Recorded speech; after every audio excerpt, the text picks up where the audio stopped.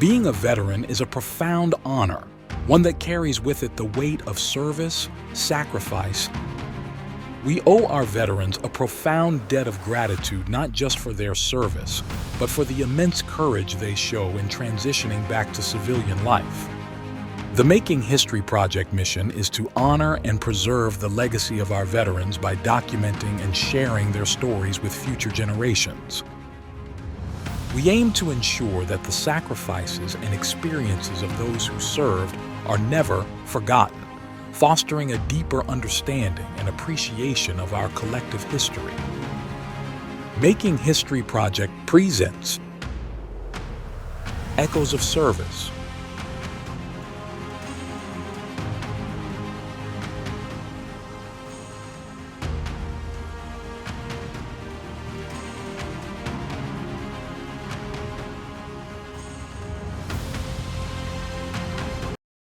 All right, this is Patrick Russell. I'm interviewing Eva Jenkins for the first time. This interview is taking place on November the 5th, 2024, and we are here in Coral Gables on the campus of the University of Miami. This interview is being conducted by the University of Miami, the University of Miami Veterans Resource Center, and the Making History Project. So how are you doing today, Eva? I'm doing outstanding. Thank you for asking. And let me first say, it's just an absolute honor to be here and to be interviewed. Thank you so much. It's our pleasure. So let's start with, when were you born? So I was born in 1966, and the kind of long story short is in Czechoslovakia, a former communist country. It was when, in 1968, the Soviet forces invaded, is when my family and I, my mother, father, and I left. I would say escaped because the borders were open, but we had to walk across the border into Austria, and history goes from there. Okay, and what was your hometown where you were born? I was born in Bratislava, which borders on Vienna, Austria. Beautiful little town. A lot of people come visit, and I highly recommend it. All right, and so you were very young. I was 2 years old, a little baby, and the story goes we left with 2 little suitcases, no money, because it was, you didn't have money just hanging around the house that you could take. And my parents turned everything over, couldn't even say goodbye to family or friends, and just left in search of a better life for themselves and for me. And where did you ultimately settle? So we applied for asylum in a wide variety of countries. Of course, the United States was our first and foremost choice because this is the land of freedom and opportunity. But Canada was a country that offered us an opportunity, and they sent over 1 plane and took professionals into Canada. So we immigrated into Toronto. My dad was a pharmacist, my mom a radio and TV personality. And so we were able to move to Canada, not speaking the language, not having any money, and owing the government a lot. Okay, and where did you settle in Canada? In Toronto. We lived there for about 10 years before my parents decided that we are going to make that trek and move into the United States. And we immigrated as lawful immigrants, investing in a business. I was 12, and my parents were in their 40s at that time, and opened up a business and started there. Okay, so what do you consider to be your hometown that you remember the best growing up? Was it Toronto or another city? Pompano Beach, because I did my middle school, high school. Interesting story, I started out as a twister in middle school, tornado in high school, and a hurricane in college, which we'll may talk about later. But Okay. So that's what I consider home. Although my heart and my heritage is in Slovakia. I do speak the language, and all my ancestors are there. Okay, and so, and it's your mom, your dad, and any other siblings? No, just Okay. myself. And so Pompano, and so what was it like in terms of adapting to living, let's say, in the U.S. compared to Toronto or whatever you may remember from Bratislava? So the transition from Canada to the United States was very easy. I mean, it's, like the younger brother of the United States. It's very similar in many different aspects, and the languages, of course, are English. I don't remember much from Slovakia, although I have traveled there extensively and conducted many trips and educational research opportunities there since then. But I would consider myself an American, and my parents consider themselves Americans, and that is why I decided to serve in the military, is because my parents truly believe that you give back to the country that has given you opportunities and has given you so much freedom. And when did you graduate from high school? I graduated, this dates me, back in 1984, Okay. back from Pompano Beach High School. Okay. Did you participate in any sports or have any hobbies back then? Certainly I did, but the one that comes to mind the most is I was in the Air Force Junior ROTC program.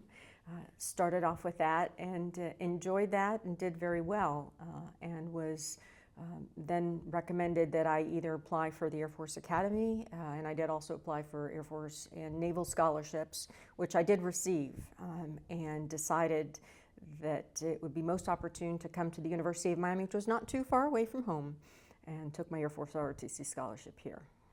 And what was the initial interest in joining the Junior ROTC in high school? I liked the structure.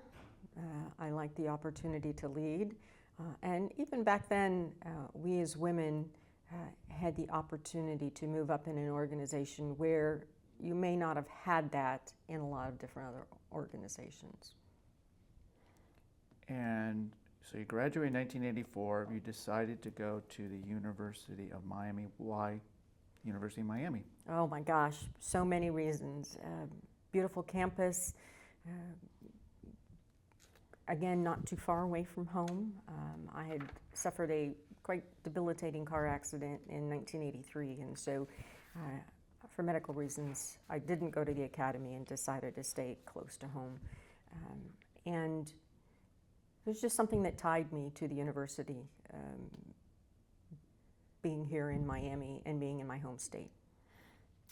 And then you decided to join the ROTC at the University of Miami? I did. I brought my scholarship here, and so for 4 years I was in the our Air Force ROTC program, rose up to the rank of the Vice Corps Commander, and so really enjoyed that opportunity.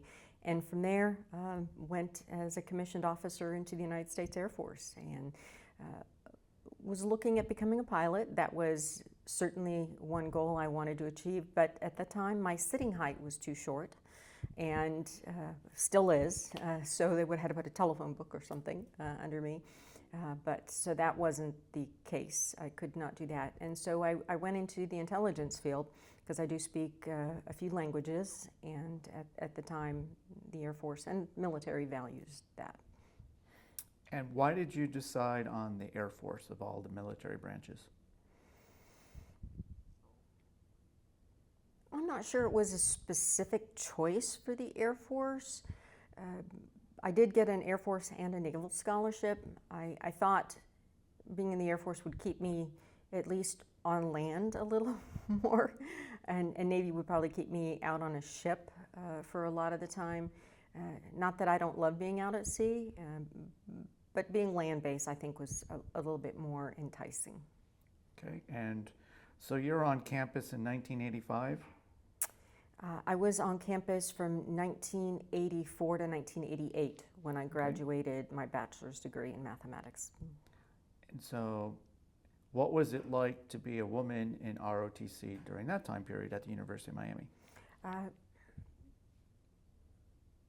Quite normal, quite adaptable. I would say that having a technical degree made it easy to select a lot of different areas to go into the Air Force. I enjoyed my professors, I enjoyed campus activities, and it was quite easily and adaptable to being here in the program. And how many women were in the class for your ROTC program when you were here?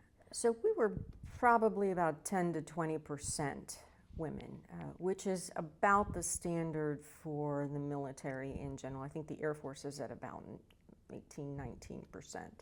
So, you know, we're certainly not equal, but it's moving towards that.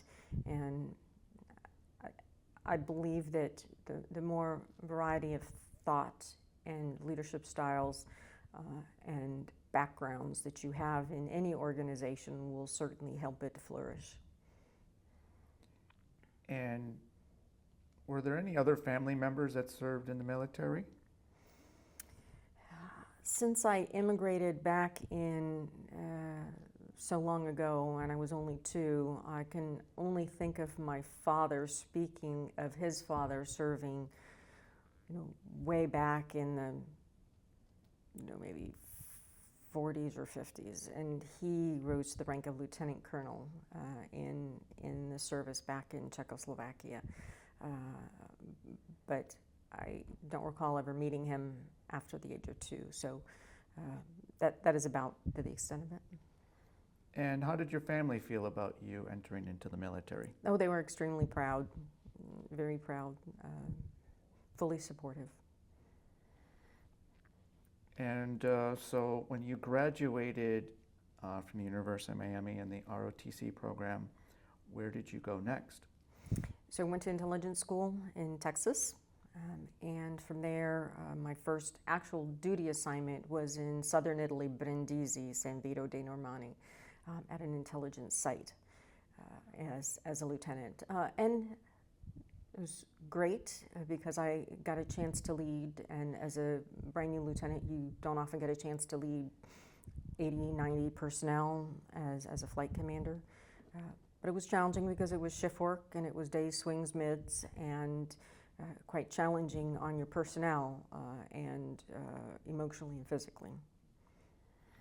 Did the intelligence service choose you, or did you choose intelligence?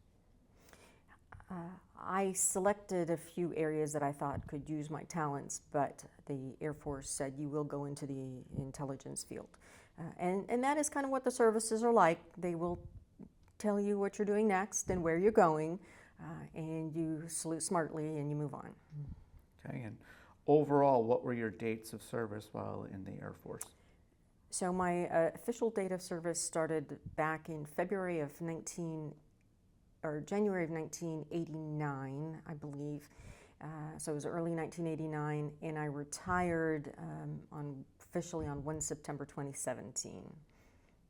And that puts you in how many years of service?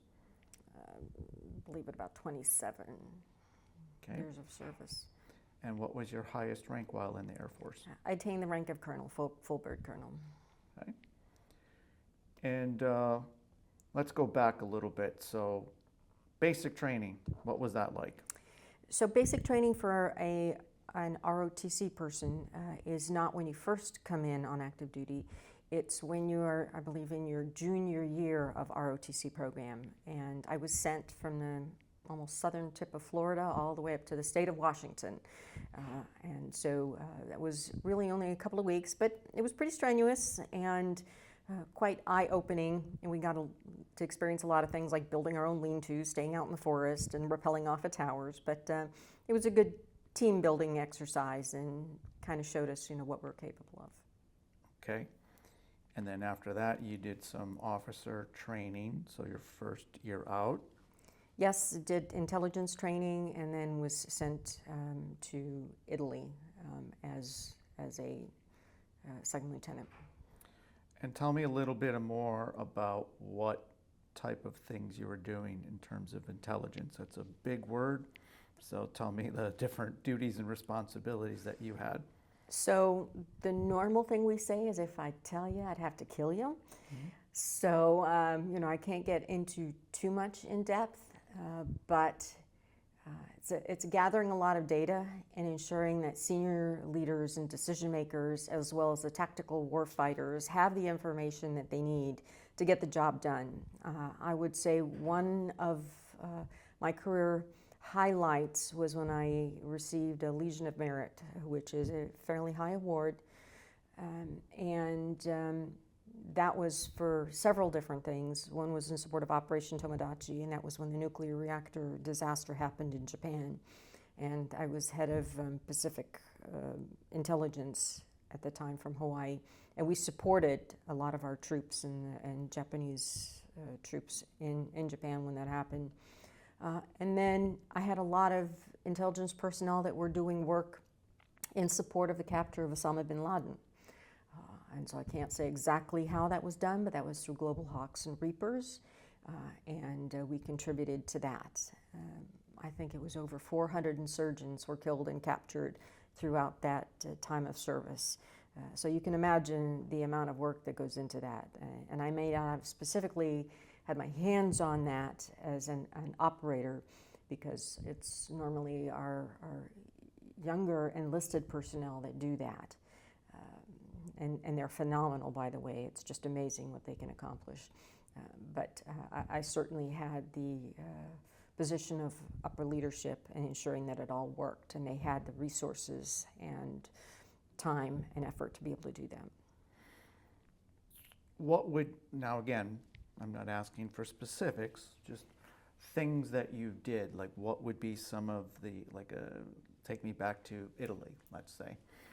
What would be like the day-to-day thing that you would be doing? What were so day-to-day as a flight commander, as a second lieutenant, I would go on shift and have 2 senior enlisted personnel who would oversee potentially 5 or 6 mid-level enlisted personnel who would each oversee another 10 or 20 younger enlisted personnel who would be doing what I would call signals intelligence work and listening posts and ensuring that that information gets captured and gets transported to our senior level decision makers in a wide variety of ways, some even to as high level as the White House, so that our president and senior leadership, military leaders, knew what was happening during the Gulf War and during various operations that we were in support of.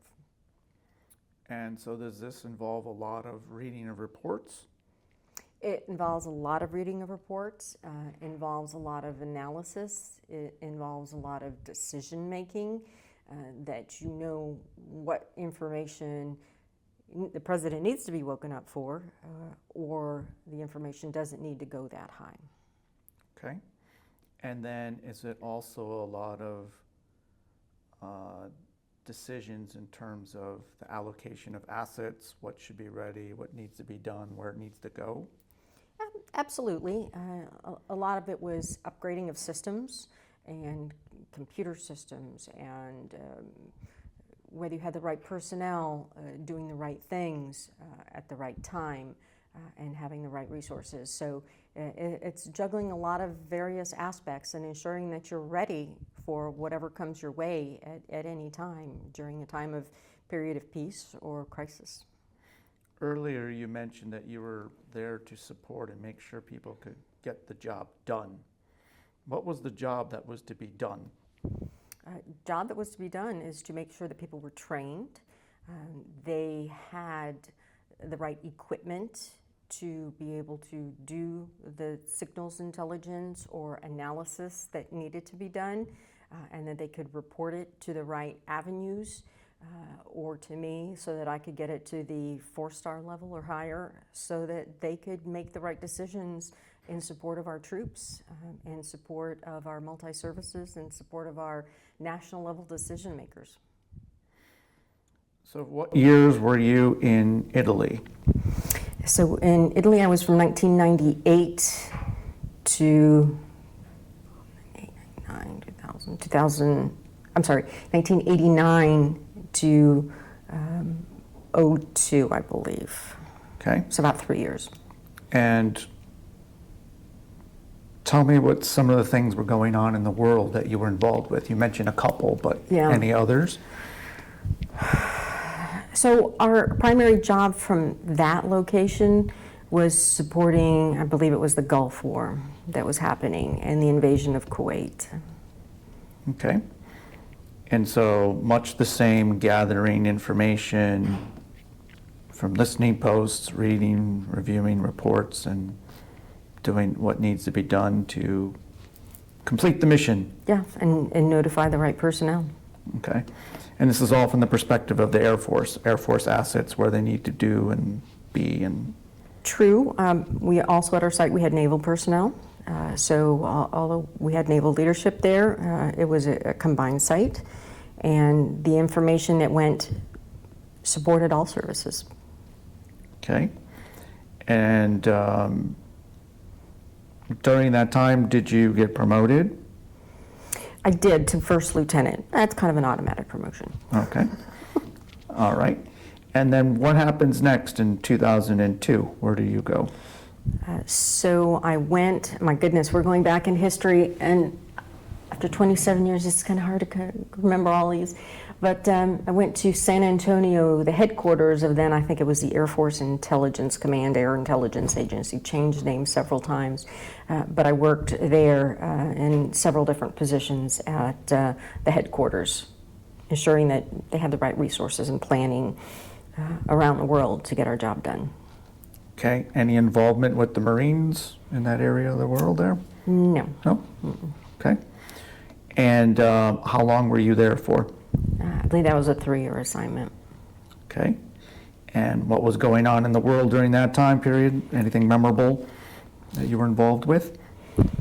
It was more administrative and more planning than it was operational for myself. Okay. And where do you go from there?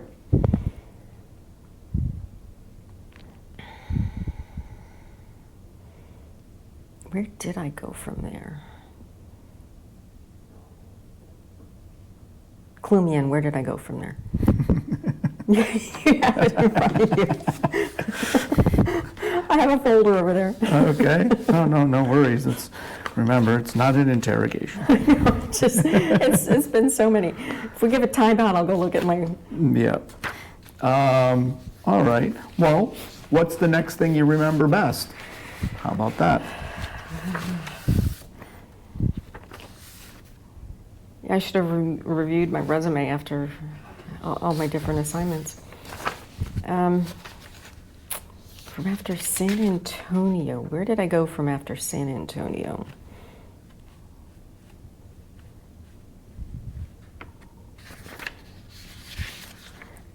Because I became a captain there. Oh, I think I went to the Pentagon, maybe.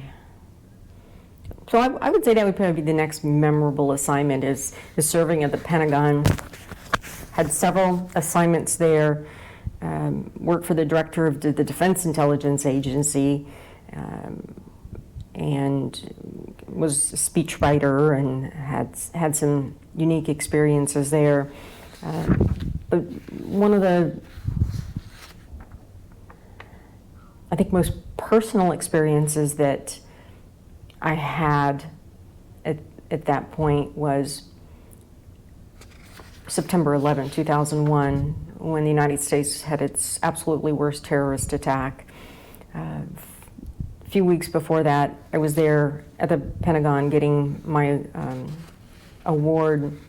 I was there with my husband and my brand new baby, which was just born, and happened to be my mother. And a few weeks later, the Pentagon was attacked also. So it's just kind of significant that all of that happened, and we could have been at the wrong place at the wrong time, and we just lost so many people, military, civilians, innocent civilians during that attack. And one of the reasons I decided to stay in, and I'm sure a huge reason why so many people decided to join, is because of what had happened at that time.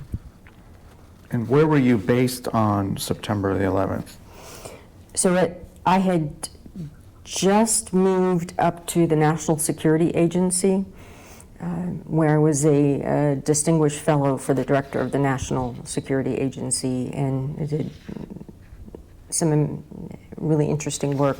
So I was up at Fort Meade, Maryland, and so we had just moved up there. We were actually moving into our new home when I happened to be watching TV, and then the attack happened. So it was, incredibly devastating. I was holding my few-week-old daughter, and the attack happened. It was just horrific. Can you describe some of the work that you were doing in that new position? A lot of it was planning for the future of the National Security Agency and ensuring that that incredibly important agency that supported, multi-service as well as national security level decision makers had its resources positioned in the right place around the world so that we could continue to do our job and prevent future attacks such as the one that had just happened. But again, it was mostly from a resource and administrative perspective.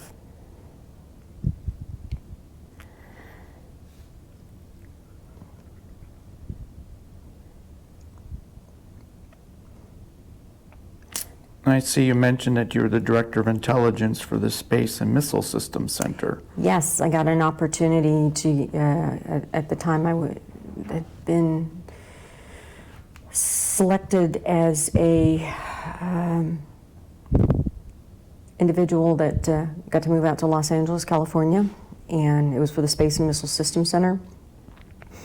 And so, as a lieutenant colonel, all of my counterparts were colonels and generals, so it was a unique position, but I ensured that our space systems had the intelligence support that they needed going on board, and that our space and missile systems were able to conduct their operations in this unique environment that we had been forced into. Which was what? Worldwide terrorism. Okay. And what time period was this? This was in the early 2000s. Okay. So this is after 9/11. After 9/11, yeah. And a lot of this work involved satellites? Absolutely. Okay. The building, preparing, launching, and ensuring operations of satellites around the world. And what is the competition like in space with satellites back then? So back then, we still felt like we had the upper hand. And we were able to continue the space race at a pace I think we were comfortable in. But I've been out for a while, but my personal opinion is I don't think we're there anymore. There's a lot of other nations that are competing in the space race that have unique capabilities. And as we've seen, even on national news, they're able to hit satellites and denigrate our services. So it is becoming incredibly competitive, and we have to think out of the box in different ways to be able to continue services, maybe deny services to others, because you can't function in a wartime environment without that kind of capability anymore. And so even back then, were there concerns given to how to protect satellites, maybe deal with other people's satellites? Absolutely. That was already going on? Absolutely. I mean, we were thinking all different ways that we can do that and building it in those systems, and thinking how we can protect ours and denigrate others. But technology moves fast, and other countries, competitors or adversaries, whatever you want to call them, have ways of finding out about what we're doing, and it's becoming increasingly difficult. Does this also include considerations for how to deal with a situation when you lose a satellite? I hope so. Okay. Working on it. I hope so. Okay. All right. You know, you always have to have backups to backups and be able to go from, you know, one technology and either to a newer technology to an older technology. So I'm sure the smartest people out there are thinking about those things. Okay. Was this part of what you were also worried about? Absolutely. But as a director of intelligence, we were more worried about, and our job was more concerned with what our competitors and adversaries were doing so that we could advise the engineers and the rocket scientists and the satellite builders of what they needed to do.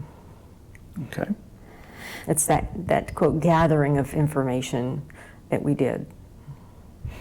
And how long were you there as a director of I believe I was intelligence? there a couple of years, and then I was selected to be a squadron commander, which is a pretty huge step. Not everybody gets selected to be a squadron commander. We were sent, I say we because it was my husband. We'd been married over 35 years now, and my little daughter were selected to go out to Misawa, Japan, which is at the tip of the island of Honshu, and yet another interesting post, National Security Agency post, to conduct intelligence work. And so you were the commander director of mission operations. Yes. This is the Yes. 301st Intelligence Squadron? Yes, that was the Air Force designation, and as the director of intelligence, I headed up, we had multi-service operations. And you're primarily involved in supporting the Pacific Fleet and operations? Absolutely. So that was our focus, and that was where our intelligence capabilities extended to, and so I had a lot of Pacific experience. And what years were you there?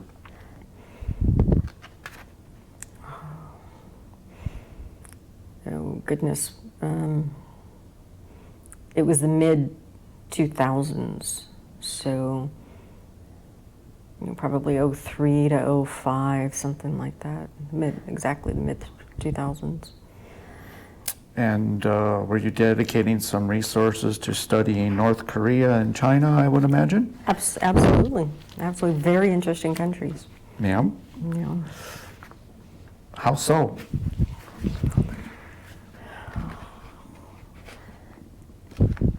So China has a very unique history, and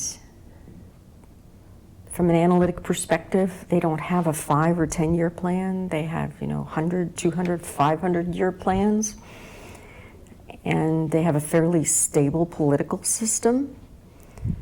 So they plan out what they're going to do militarily, globally, world domination-wide, many years in advance. So they're able to set up their technical and military aspects to support that. And, we as a nation, it may change our political views, every 4 to 8 years. And so, although our military stays fairly stable, the funding may not. And so we have to be able to assess what our competitors and adversaries are doing in interesting realms of military technology, nuclear capabilities, to be able to counter that. And were you dedicating any resources to studying the nuclear capabilities of North Korea? Absolutely. As a matter of fact, I had an assignment as a vice commander of the Air Force Technical Application Center, which is a DoD unit that does nuclear treaty monitoring worldwide. While that seems as a quite innocuous title, we delved pretty deeply into nuclear capabilities that some of our huge competitors out there have.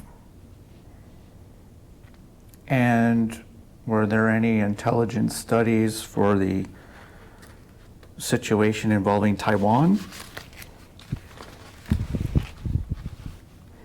So I wouldn't classify them as nuclear, but I would classify them as, a lot of studies of, what China might do and how might China decide to, quote, as they would probably say, reclaim Taiwan, and more so from that perspective. And then it was the senior leadership, military and civilian, that would try to figure out, well, what would we do in opposition or in support of that.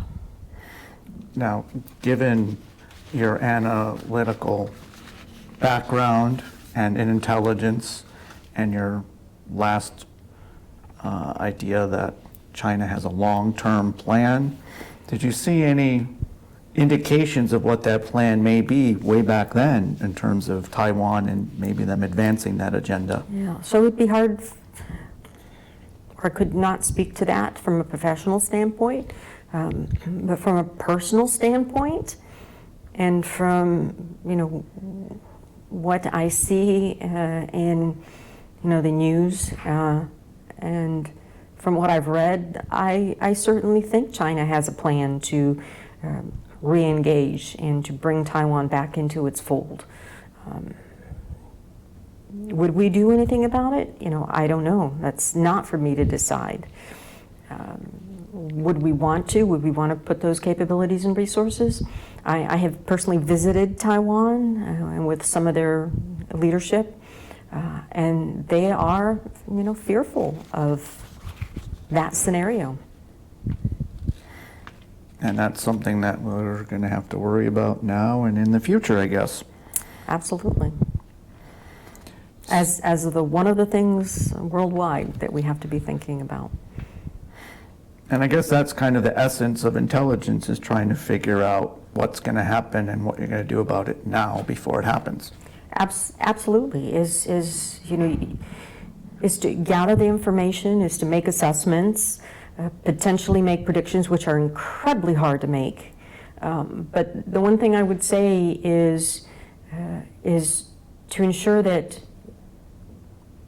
we give as much information as can be given to the senior level decision makers so that they can see the big picture, so that they can say, what is in the best interest of our military, what is in the best interest of the United States of America, what is in the best interest of the government, of our people, and do we want to get involved? Do we want to expend the resources, the manpower, the lives, which is so incredibly important in doing the job. So it's, you have to think about, it's not just the job you're doing, you have to do your job as best as you can, because it can affect a lot. So all that goes into, I guess in an artful way, a big equation. Absolutely does, and I don't envy the decision makers at the top for having to make those, but if we as multi-services and as civilian analysts and as the intelligence community writ large can do our job as best as we can, then I think it's a job well done. And I might add that, reading the news and trying to look at all perspectives from the left and from the right and what is being put out there, there's a lot happening out in the world. And we as Americans, as we as mankind, see a lot of what's going on out there, but there's also so much we don't see. There's so much that goes on behind the scenes and so many good things that the intelligence community does that you will never know about. And thank God, because it would, might be a scarier place, but the people out there in the various agencies are doing great work, and thank God that they are. And from there, you became the vice commander of the Air Force Technical Application Center? Yes, so that's the Nuclear Treaty Monitoring Agency, Department of Defense agency, that we monitored the nuclear situation. And what kind of role did you have in that? as a vice commander, in ensuring that we got our mission done, and buck stops there. I served as the commander as well, and a lot of responsibility on a colonel's shoulders, because everybody's depending on you and your hundreds of people there in Florida location and worldwide to be doing their jobs and be doing it accurately. And did you have any like boots on the ground experience of doing any of this monitoring, or? We had personnel doing that, and I visited a lot of the locations that were doing that, from Alaska to clandestine locations. Now, this is more of the treaties aspect, or can you describe a little bit more? Yes and yes. Okay, so treaties, your own capability, plus what other folks are Yes. doing. Got it. And would this include like instances like Iran doing what they were doing, or this is before that? So as a vice commander and the top of the leadership for that organization, we commanded ships, we commanded aircraft that were able to monitor events that were going around the world, and to be able to analyze what is the severity of those events, and what is the capability of those events. So, not to put words in your mouth, but this would be like the building of facilities, monitoring what's going on in a particular location, or an explosive event perhaps in North Korea? Not putting words in my mouth, yes. Okay, things like that. Potentially. Seeing what folks are doing. Monitoring, Yeah. yes. Okay. The treaties, and are they abiding by their treaties? Well, I guess that would then take me into Russia. Would that include Russia? We have a treaty with them, and we're supposed to have certain types of numbers? Worldwide capability. Okay. And we've heard accusations back and forth, you're not complying, et cetera, but you would be checking on those things as well. Worldwide capability. Got it. Who's got what capability, and are they abiding to the treaties that they've agreed to? And on a topic, I guess, that's pretty current, would that include when Ukraine broke away from Russia and then they had a bunch of nuclear weapons that were left over? While I am not in that business at this point, I would surmise that that organization would have had something to do with, Okay. Is Ukraine and is Russia abiding by the treaties that they've agreed to? Okay. So that would have been something that you would have had curiosity and oversight on. My suspicion would be, Okay. All right. Very interesting work. High-level stuff. yeah, very high level stuff. Okay.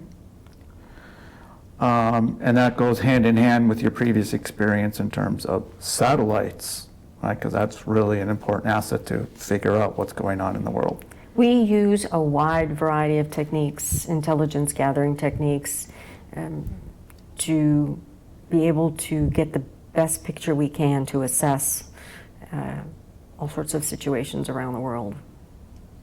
And I mean our militaries and our civilian agencies and our civilian counterparts. And so and obviously technology was like advancing at a very rapid pace, I imagine, while you were in the military.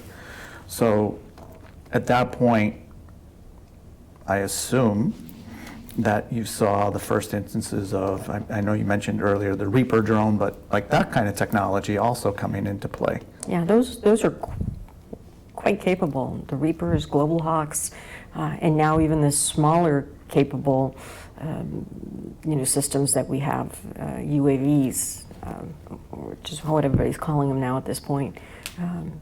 We call them unmanned aerial vehicles, but there's huge support chain behind them, so they may not have a person right on the system, but they have a whole chain of operators and analysts and systems that support them. And that type of technology came on board while you were in for the first time? Yes. So that was also something new that you had to learn? And Absolutely, absolutely. We had to put all the systems in our operational units and connect everything, and make sure we were supporting the right people and in the right time frames. Absolutely. And the tools just keep on improving, They do. getting faster and better. They do, and smaller, and yeah.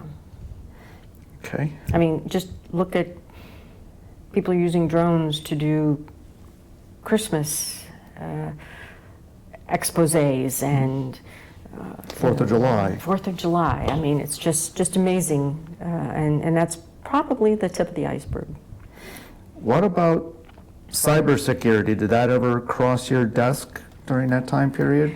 Sure, again, I didn't personally do the cybersecurity, but I had under my command units that conducted cybersecurity. And again, that's an area that's growing faster than I think that we can maybe keep up with it. But I'm sure now at this point we do have agencies that are focused solely on that. And National Security Agency, the Central Security Service have divided, and they now focus on a variety of things each, so that we do it at a national level as well. So it has exploded in capabilities and in our intelligence ability to support them. And that's just another tool and resource for gathering intelligence. Absolutely. And you can use it defensively or offensively too. You have to be thinking about both. You cannot think about it in just one way. And you need to be thinking about the protection of our civilian assets as well. Whether it's our banking systems, our water systems, our infrastructure, all of that is subject to anything that's tied to the internet or any type of cybersecurity.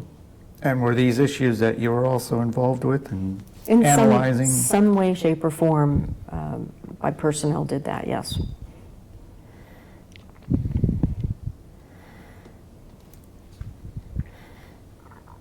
It seems like intelligence would be almost kind of like 3D chess. Or does it go to 4D maybe even nowadays? Nowadays, it probably does go to 4D. And there are leaders that were thinking about that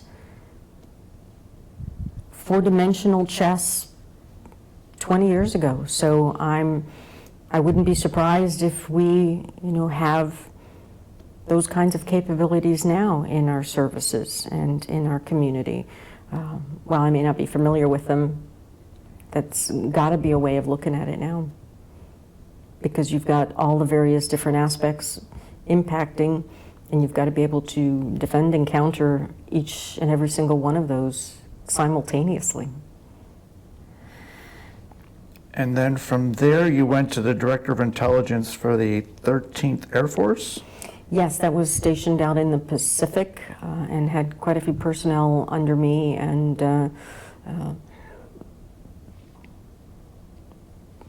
we, again, supported operations out of the Pacific and our various troops in the Pacific. I only was there a very short while, and then got selected to be the Director of Intelligence for all of the Air Force in the Pacific. And so that was, hundreds of personnel in a wide variety of locations throughout that area. And again, that was more an administrative, but that's also when we had Operation Tomodachi happened and the nuclear disaster happened in Japan.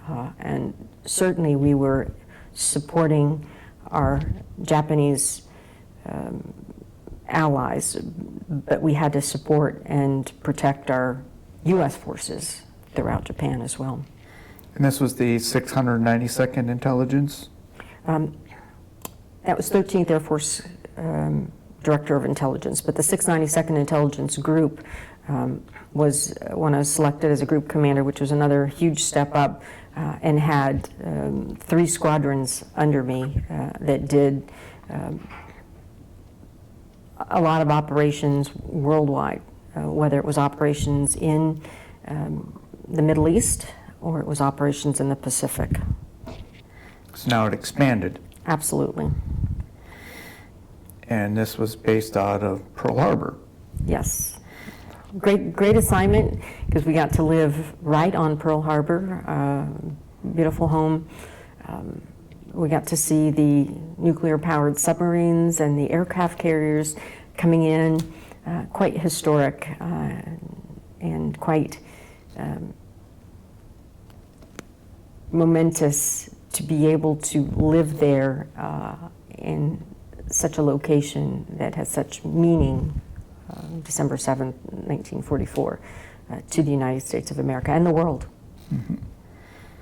And what kind of work were you doing as the commander of the 692nd Intelligence?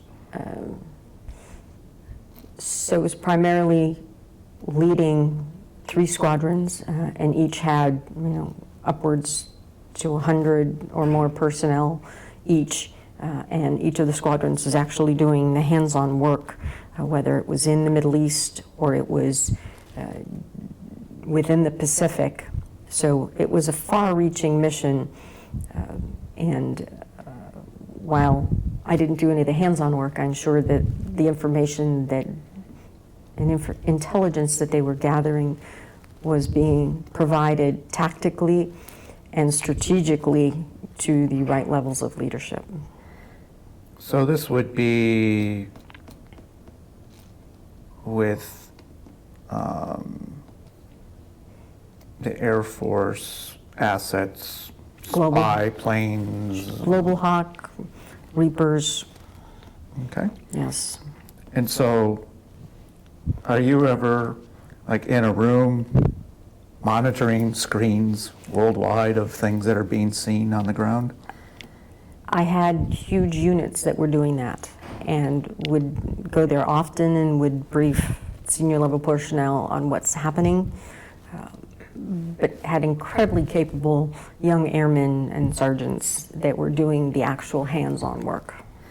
And this is something that's going on 24/7. Absolutely, 24/7.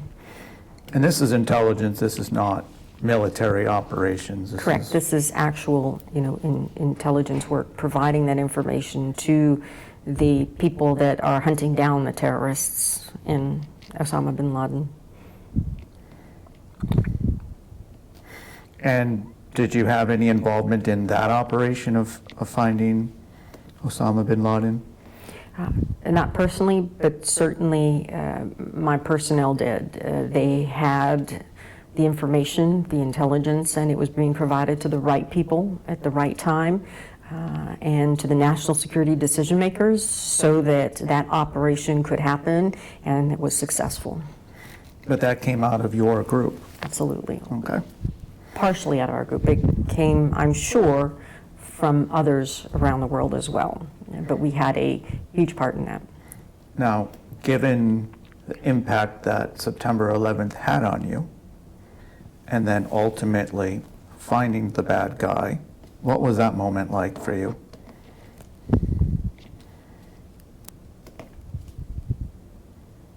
Huge pride in our people,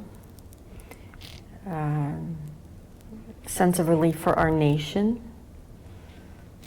I think my husband and I were at home when we heard about it happening on TV. I think we maybe cracked open a bottle of champagne.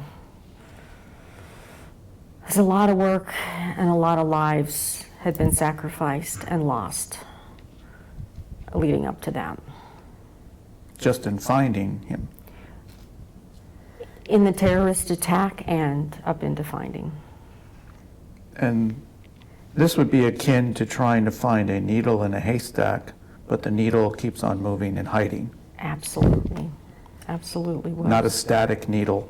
not a static needle, and one that we were putting forth a lot of resources to find and to ensure that the Marine forces that went in were able to do so safely, or as safely as they could. And then you became the Director of Intelligence and Surveillance and Reconnaissance for the Pacific Air Forces, also still in Pearl Harbor. Yes, so I had 3 wonderful jobs. So we spent, 5, almost 6 years in Hawaii. Highlights of, some of the highlights of my career. Pacific is probably the hugest area that you have to have a responsibility for, and there's a lot that you don't know about. But interestingly, a person that speaks several different European languages, ended up in the Pacific. But it was an honor to do that and to be able to support, the 4-star that we worked for directly, and be on his immediate leadership team, and be able to support the various things that we call them competitors, were doing at the time and continue to do so in the Pacific. And that assignment ended in 2015. Is that your last assignment? I'd say that was my last intelligence assignment, and from there I was selected to go teach for my 3rd time, I think, and was at the National Defense University, National War College, where I served as a professor, teaching and instructing some of the up-and-coming military and civilian leaders that were going to be moving up into positions to serve our nation. And what type of courses were you teaching? You name it, we had to be ready and prepared to teach everything from history to leadership to various technological aspects. One of the highlights, I would say, is a course that a colleague of mine put together. It was the impact of technology on national security. And what we did was we selected a wide variety of technologies and saw how they developed throughout the years, and ensured that the students were able to think about and extrapolate how those technologies may develop and how those technologies are going to impact national security. And some of the comments were that that was probably one of the most valuable courses that they've had, because it really made them think out of the box. It wasn't just thinking about the past and how that impacts, but it would have them stretch into the future and be thinking about, where do we need to put our resources, our manning, our funding, and out-of-the-box thinking to safeguard our nation and its people and our allies into the future. And you're a colonel at this point? Yes, colonel at that point. And after 27 years, my daughter was in high school. She'd probably been to 6 or 7 different schools at the time. A wonderful student, gifted child, made friends everywhere, but I wanted to keep her in the same high school, to graduate from the same high school.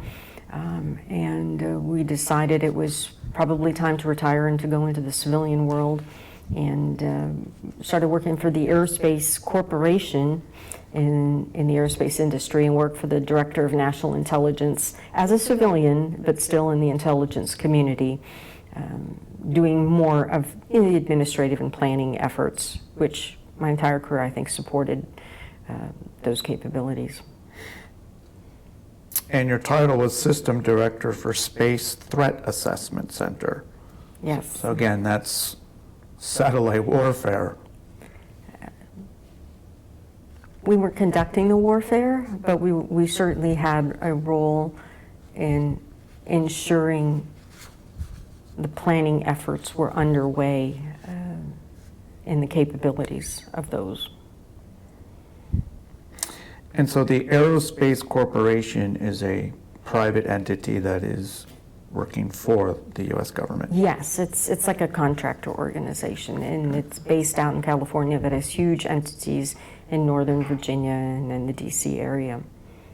And it's solely focused on space and worrying about those capabilities up there? Primarily focused on that, but yes, and that's why it's primarily out in Los Angeles supporting the Space and Missile Systems Center, or whatever the new iteration of that is. But yes, launches and maintenance and capabilities of satellites. And how did you feel about the creation of the Space Force, kind of like the separation of those responsibilities from the U.S. Air Force? So everything has to evolve, and I think it was a good evolution that the Army Air Corps evolved into the Army and then the Air Force. And space is such a vast final front, not even a final frontier, but the next frontier, I would call it. We needed to have a more intense focus on that and to carve out the right capabilities and the right personnel to be able to do that. Because, if you look, you've got the sea, which you've got your naval forces, and then you've got the Army on ground, and you've got the air, which is to a certain point in level, and you've got the Space Forces, and then, who knows, maybe we're going to start looking at something maybe after we're no longer here on this earth, but, out in the universe, something else outside of our galaxy. But that's neither for me to say, but for, future leaders to be able to contend with. The U.S. Astro Force. Could be, or the U.S. Universe Force. Yeah. Galaxy Force, who knows? Okay. What is it, the H2N2 or H2, I think it was the H2N2 is the farthest galaxy that we can see currently out in the universe. We know about a lot of them, and who knows what's out there. I don't want to be a conspiracy theorist, but I'm certainly interested in hopefully seeing in my lifetime what's out there.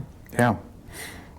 And did you ever have to consider that element in any of your intelligence gathering? No, but personally, I certainly have. Okay. I certainly have. All right. Actually,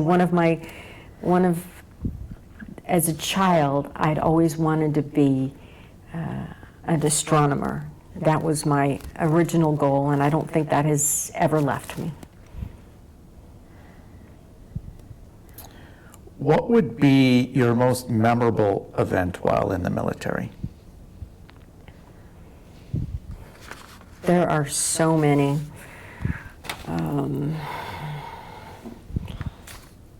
Hard to say, but the most memorable event,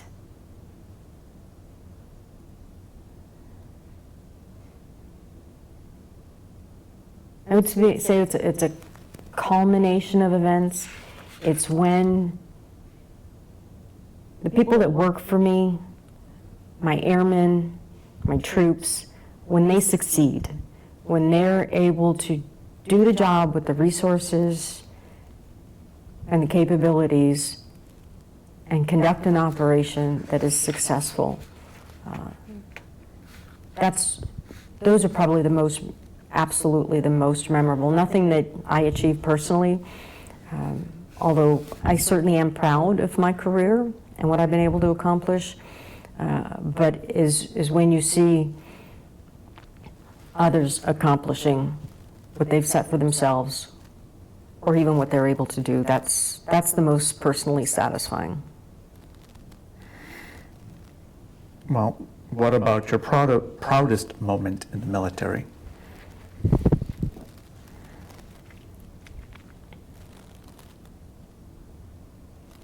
As I got older and moved up in the ranks, being able to get together with other female leaders that were at the same or close rank, I always tried to put together a group. We call ourselves the Ladybirds. So we were O6s, whatever service we were in.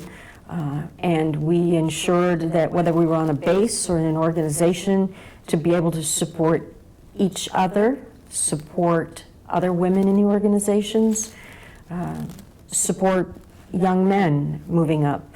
Because you always heard about the old boys network, and there was a lot of that certainly when I was starting out in the military.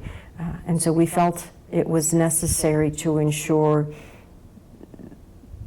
that people of, whether they were women or other religions, creeds, were able to have that confidence and move up in leadership positions and in their careers, and had the confidence to do that. So I felt very proud that I contributed to that, and won a few awards. Was nominated like a General Vilma Watt Award, and a couple others. So I'm proud of that because I feel like I had a role in helping others.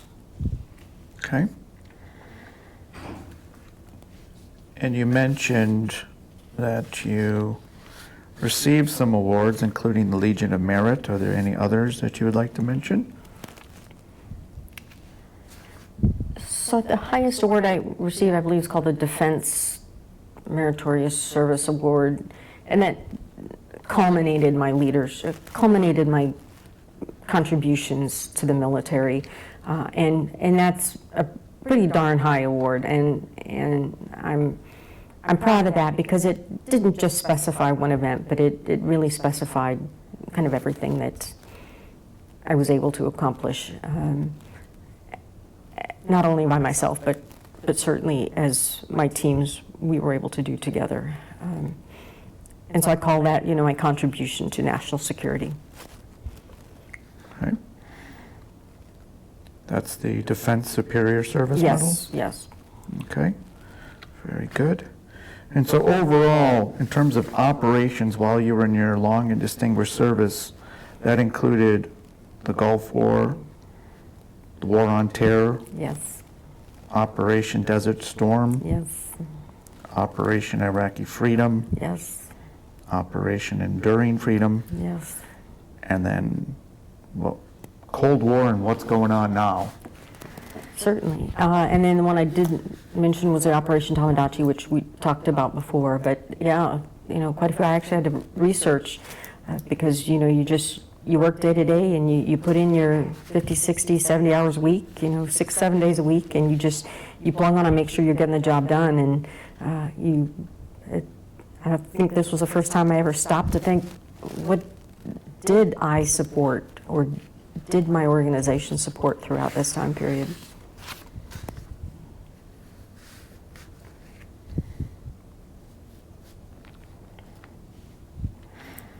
And turning back to the University of Miami, because that's kind of where it all started, how did the University of Miami, and I guess specifically the ROTC program, help you to transition to being in the military full-time?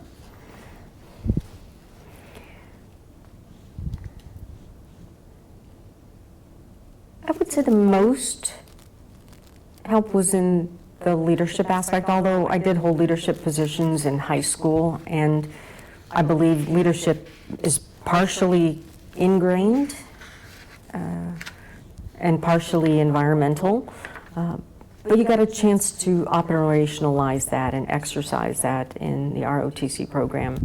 And I think that was most beneficial because right off the bat, especially in the intelligence curriculum and some others, you are put into a leadership position and you have to perform, and you have to perform well.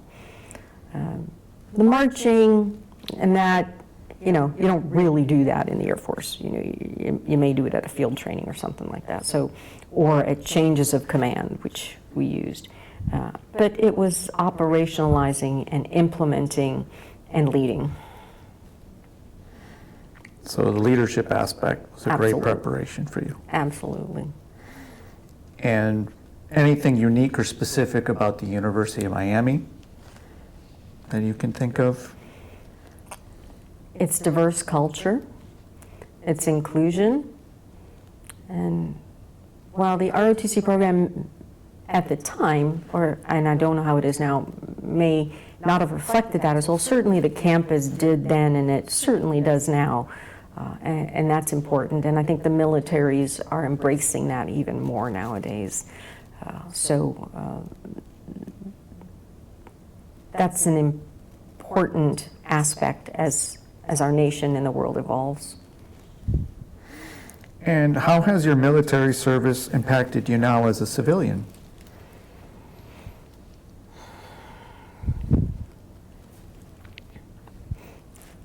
Funny aspects is I still get up incredibly early, which I did while I was in the military, and I probably always will. Although I think this might be a personality trait, I'm still very orderly and disciplined, and I don't think I will ever change that. I think a lot of it rubbed off on my daughter, who can be very orderly and very disciplined, although she's not going in the military. She, a graduate from UM, is charting her own path. But it has an indelible link on my persona. I will always be grateful for the service, the opportunities that I had, and the opportunity to contribute, and to be a veteran, and to have people thank me for being a veteran is just awe-inspiring, because I would do it all over again in a heartbeat. Do you have any advice for any students that would like to pursue ROTC or thinking about it while they're here in the University of Miami? Whatever service you choose, I believe it's a great opportunity. Whether you decide to serve a minimum or 4 years or 20 years to retire or plus,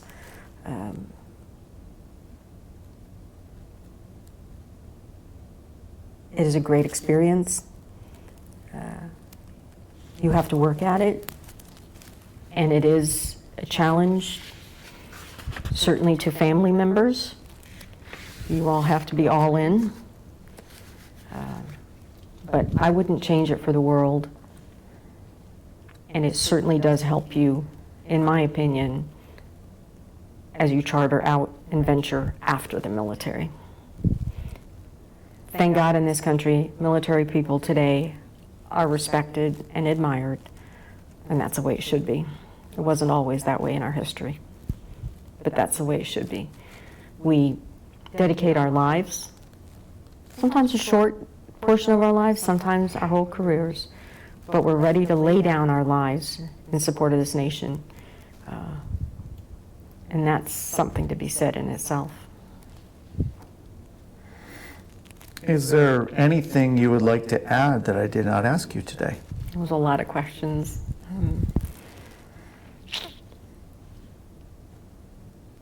The military is a family affair. Certainly if you have a spouse, most certainly if you have children, they have to be ready to move on a dime, moment's notice, week's notice, sometimes all over the world. Changing schools, changing jobs. In my case, I had a male spouse. I don't know if that's harder or easier, but it is a challenge. And you have to support each other both ways. But I will say my husband's very proud of me, and I'm incredibly proud of him and my daughter for the way they were able to succeed in their lives and support me. I don't think any of us would change it for the world. Here's one final question for you. Is there anything you would like to tell future generations? Any words of wisdom or advice? Two things. While the military is structured to fight in wars, because we have to be, that's our role. Our role is also to promote peace and to hope for peace and to support peace. So don't think we are just a war machine. And second thing, which is more general, which I tried to impart on my students, is in these times of divisiveness in our nation and maybe around the world, look at everything from a wide variety of perspectives, the left, the right, the middle, opposing viewpoints. Make up your own mind. Don't just stick to one position. Be your own decider. Don't just follow one side blindly. Use your own critical thinking skills. That's incredibly important. Well, that's some excellent advice. And I want to thank you so much for speaking with me today and sharing your story. And thank you again for your long and distinguished military career and everything that you have done for our country. Patrick, thank you again so much. It's been my honor, and thank you to you and your organization for what you're doing for the history of our nation and our military. And thanks to the University of Miami as well. We're Canes through and through, my whole family, and we'll continue to do so. Go Canes! The honor of being a veteran is not just in the recognition by others, but in the deep personal pride of having fulfilled a sacred duty. In celebrating veterans, we acknowledge the strength, resilience, and integrity that they represent. Through dedicated research, heartfelt storytelling, and community engagement, it ensures that the legacy of service endures and that future generations never forget the courage and dedication that have shaped our world. The Making History Project is dedicated to honoring and preserving the voices of our veterans. Thank you for your support.